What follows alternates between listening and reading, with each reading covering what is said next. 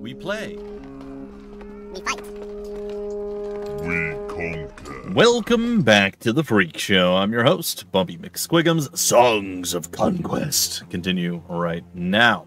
Alright, we ran around, we beat up a bunch of stuff, we did some things. There's an old camp nearby, which I don't remember what's in it, or maybe I never did know. We're gonna go take a peek. Ah, more arangers. Yes, we will gather up some more arangers. Stone altar, some old bones, some chest, a pouch of gold, whole bunch of stuff laying around, and of course our further expansion toward the east, eventually. 5 offense, 5 defense. I like it. I got a round shield. And some more money. These are all good things, probably. Alright. Let's go take a peek at what the shield does. 5 defense, makes sense. It's just sweet, sweet, nice styles with the Z. I will go into a little bit more detail about how the spells work. I can't say that I understand it, but I don't... I guess to show... How does this work? Alright. Once we get into combat, I'll explain it more. But each of your troops that you have in your armée of armées that we have up here, they each have something near the bottom that says essence or essences. And in this case, the Rangers have creation. If we go over to our footmen, they have order, but ×2. If we go over to our peasant man, our militia, he's got an order ×1. So, I believe each turn that means we're going to get 2 creation because, 2 creation because we have the double ranger squad, and we'll get 5 of our order things because we have 2 footmen, which are 2x each, so that's 4, and then our militia, which is 5. This is all within combat, and we can see the various things up here. 2 creation essence from troops. We have none of the others except for this. 5 order essence, and we have a specialization in it that gives us a +1. So, each turn of combat, we get those various different essences, and those are the things that we use to cast the spells.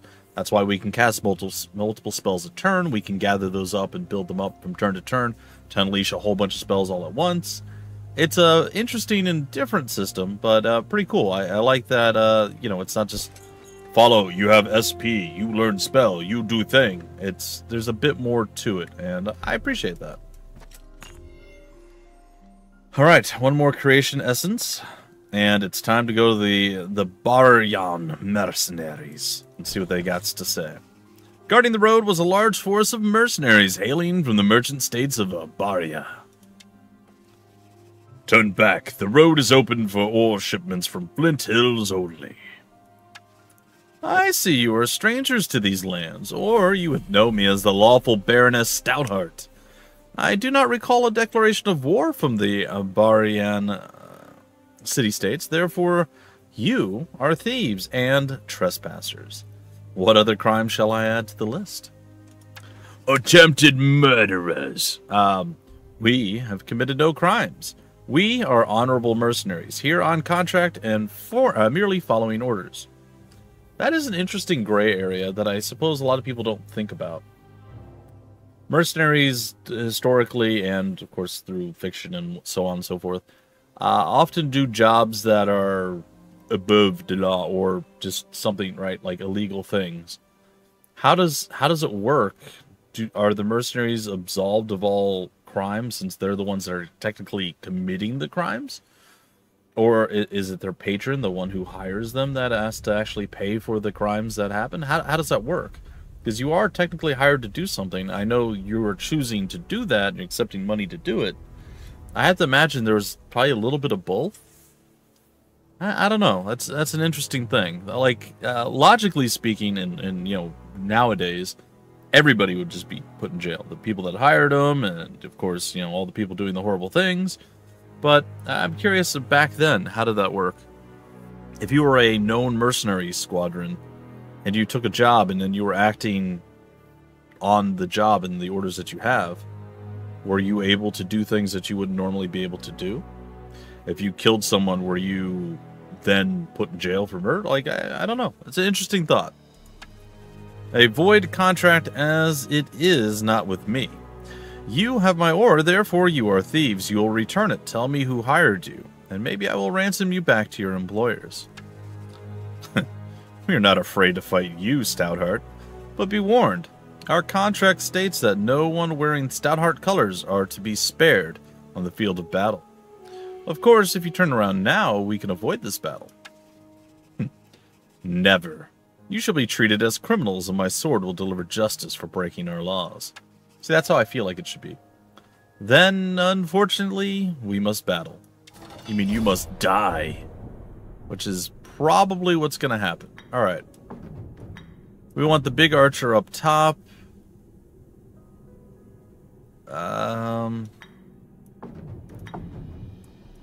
Small archer there.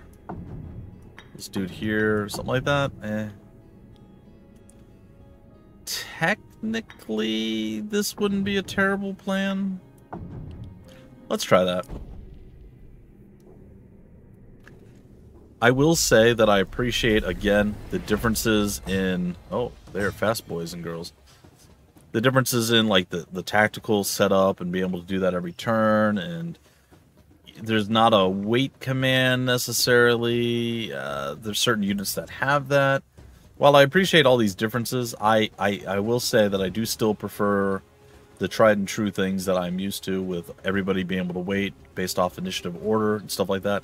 Again, this is not a direct copy. This has been inspired by. I get it. It's okay. It's good that there's differences. Good that there's other ways to do it. And I appreciate that they've come up with different ways to do things. It's a good thing. But I will say that I do still miss tactics, being able to control the first 2 or 4 rows of stuff and be able to place my units where I want, versus it being like, you can do these random spots. It's fine. It's fine. Don't take this as like, oh, I'm blasting the game. I'm just, again, I'm happy to see there's different approaches that are going on. And honestly, I like the idea that some units can wait, just like some units can defend. Not every unit can defend. I like the idea that you have to have specific units to do specific things. I think that's a very cool thing. Anyway, I digress. Let us see. Turn order... We might be able to kill him, but we leave ourselves open to potential disaster. So we'll see how this goes.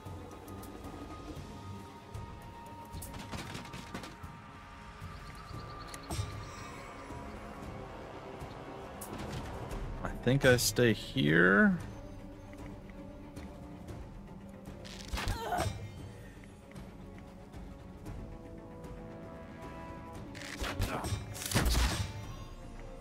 Yeah, I saw that coming.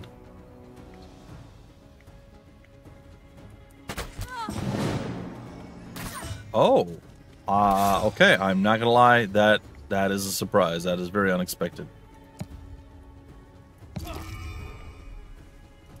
Okay, it does seem like he is their Huckleberry. He is the one that they want. I will swing on you. You will swing back. I'm going to take you down.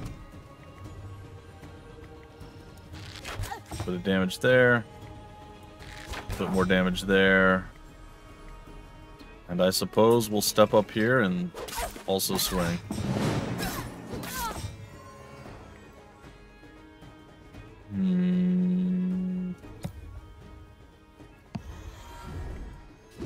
I know we're going to lose at least one. Oh, I was hoping it would only be one. Down you go, and down you go. The first real battle that we had. Definitely some losses there. I can accept that. I mean, yeah. Yep. Alright. I think that we're going to continue down the command line of things.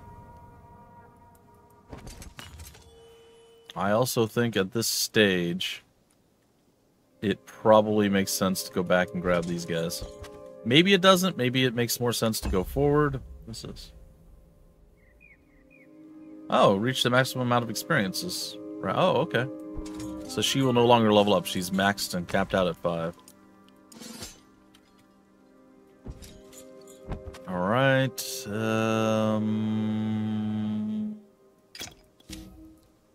Yep, that works for me.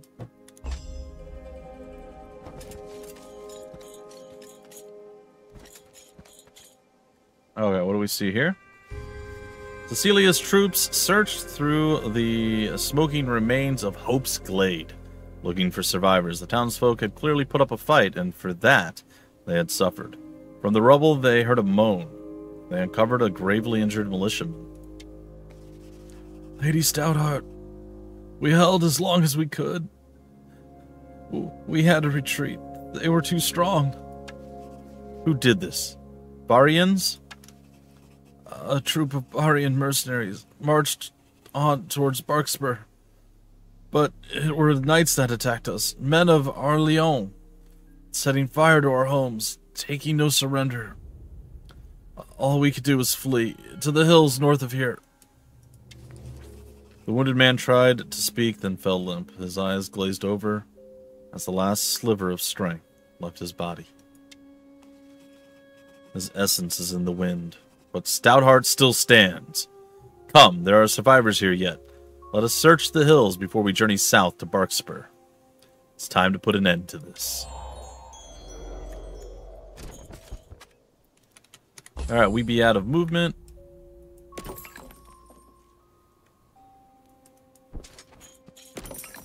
Survivors, we got some resources.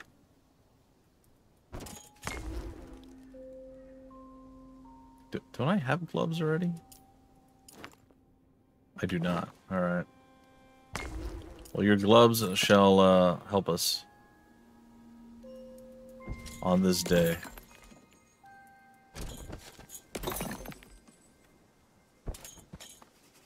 As they reached the top of the hill, they found a sturdy tavern and the soot-covered, injured, and scarred survivors of Hope's Glade. From among them, a minstrel stood and greeted Cecilia.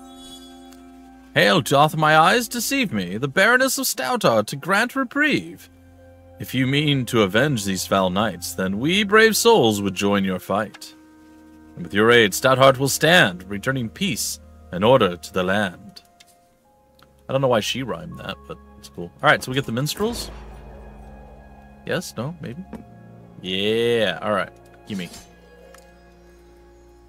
Foolhardy though they may be. They will help us, and it will be a glorious day.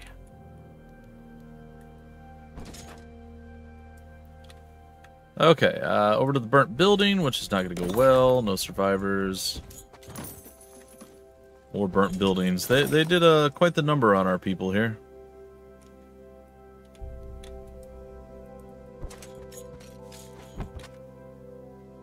Alright, some secret knowledge.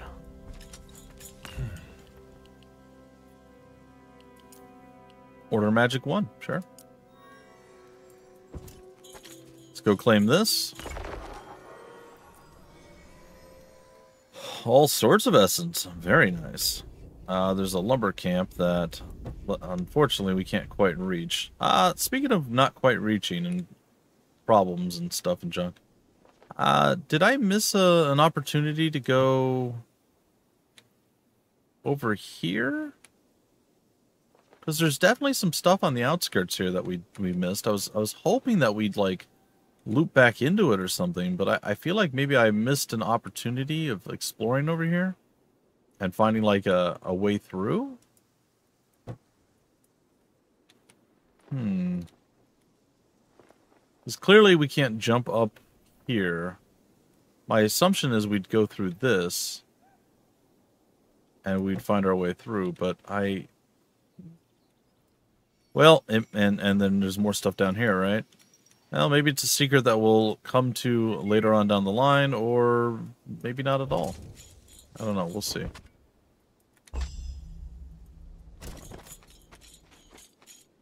Alright. Gazing across the lake, Cecilia saw the settlement of Barkspur. It was clearly occupied by another force of Barian mercenaries, this one led by a wielder. She readied her soldiers for the final battle to retake this region.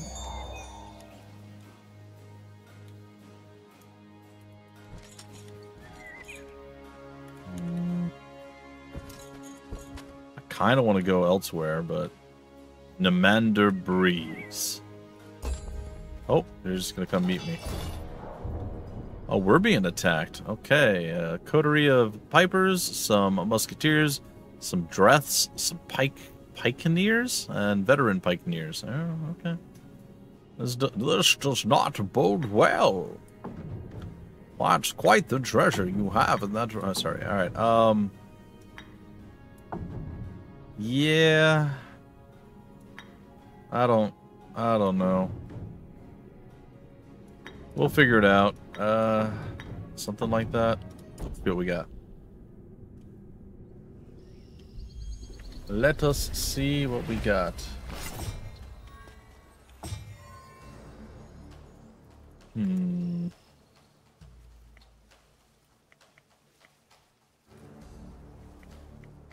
Seems interesting enough. Well, look at that guy. Look at that. Look at that guy. They got some nasty stuff. I think I stepped forward here.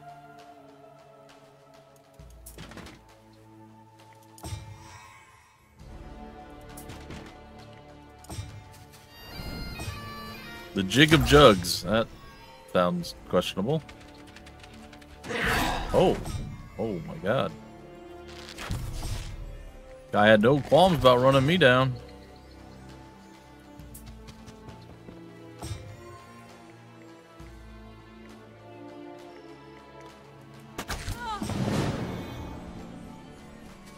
Okay.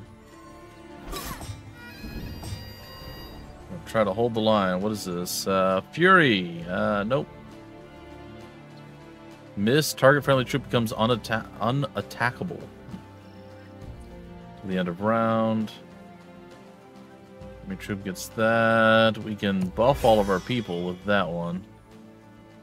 We can do an earth block.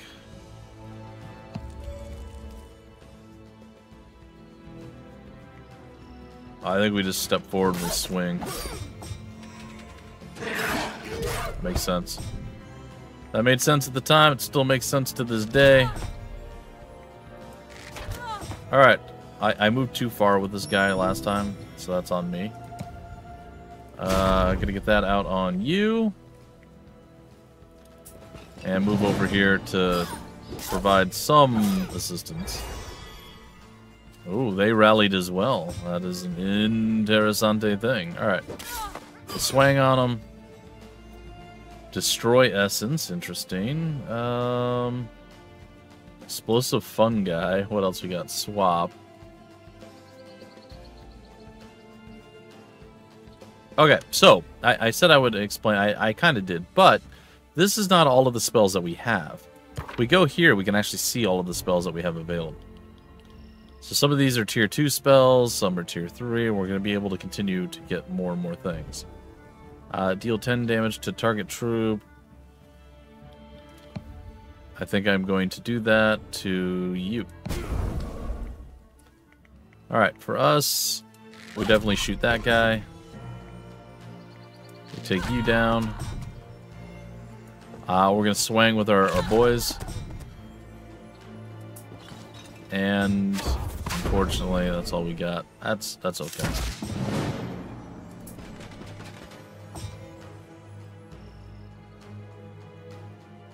Extra melee resistance, interesting.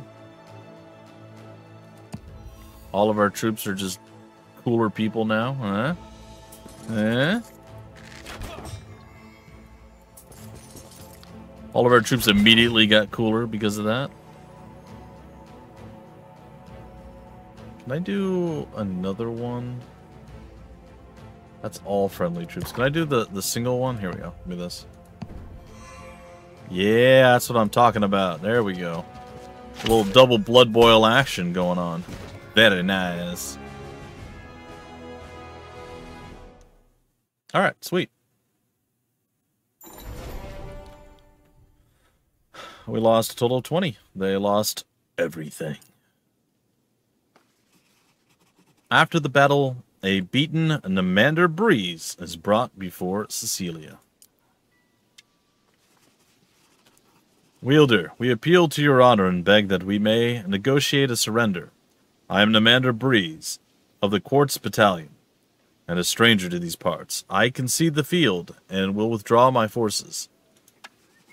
You are indeed a stranger, Barian, or you would know by my colors that I am Baroness Cecilia Stoutheart. Was it your weapons that armed the bandits who caused the uprising at my mines? There was a misunderstanding, Baroness.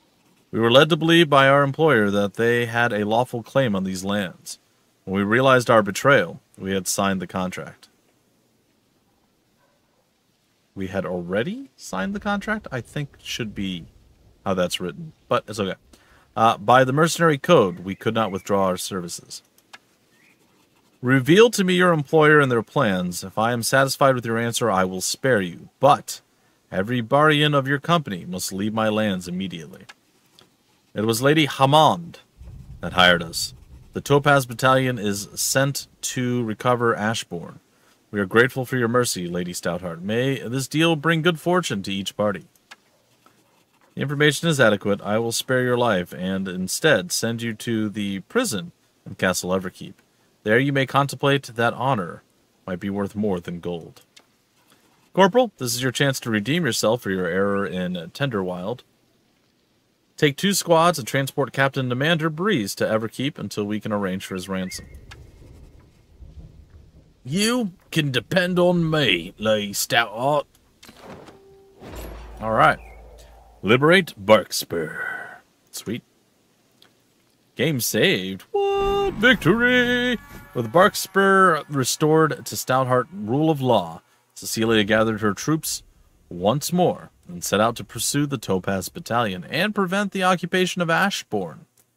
For this, she would need the aid of Vilja of Thorncliffe, Warden of Stoutheart and Cecilia's longtime friend. What this? Ooh, sing us a song. Do it. With grim conviction rose Cecilia of Stoutheart. I like it. To crush rebellions and push back another upstart. Lady Hammond claimed her settlements. Settling, we begin. Yeah.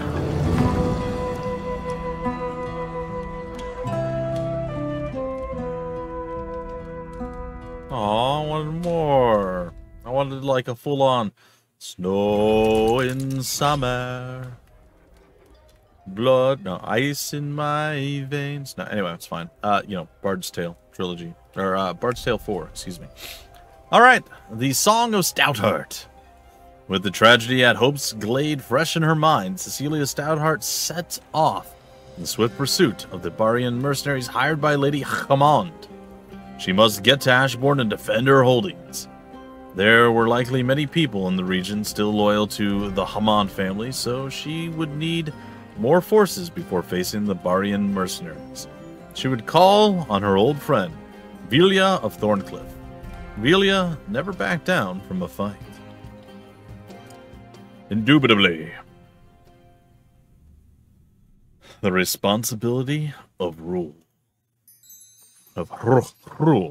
As Cecilia's forces hurried along the road to Thorncliffe, they could hear the sounds of battle in the nearby woods to the south. She urged her troops on.